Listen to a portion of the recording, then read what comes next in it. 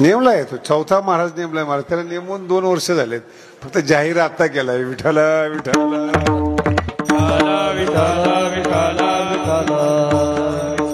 Officially नेमलाय.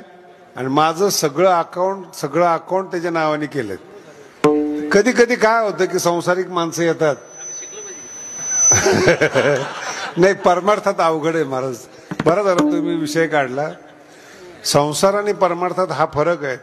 तुमचा मुलगा तुम्हाला धोका देऊ शकतो, देतात, घरातून बाहेर काढतात, हा इतिहास आहे. पण परमार्थामध्ये असं असतं, जो गुरुला धोका देतो ना तो सफलच होत नाही. म्हणून भारताची 5000 वर्षापासून परंपरा आहे, गुरुपेक्षा मुलापेक्षा जास्त विश्वास शिष्यावर असतो.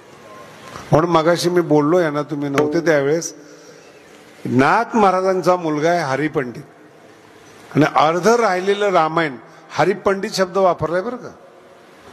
ज्याला काशीला शिकायला पाठवलं होतं एकनाथ महाराजांनी, आणि काशीमध्ये प्रशिक्षण घेतलंय हरिपंडितांनी.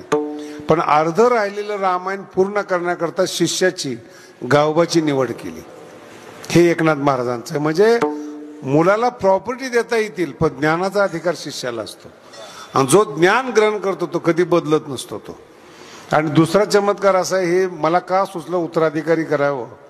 माझ्या गुरुजीची मुंबईला 10,000 कोटीची प्रॉपर्टी आहे. पश्चिमला अर्धा एकर जमीन आहे, आणि त्याचा वारस मी एकटाच होतो. ते सोडून मी महाराष्ट्रात आलोय. आणि तिथं माझ्या मित्राला बसवलं तर त्यांचं वॉल चेंज केलाय. 70 वय झालंय त्यांचं. 3 वर्ष झालोय मी संन्यासी शोधतो त्या ह्याच्यासाठी.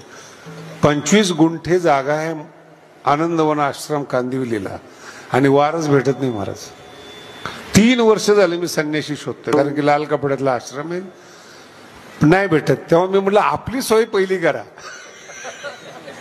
जो मिळालाय त्याला पहिले हे करा.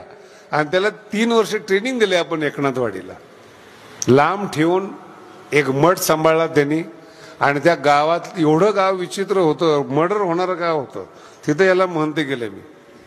आणि सगळं गाव दुरुस्त झालं, पण रडलं सगळं गाव गडावर आणत असताना.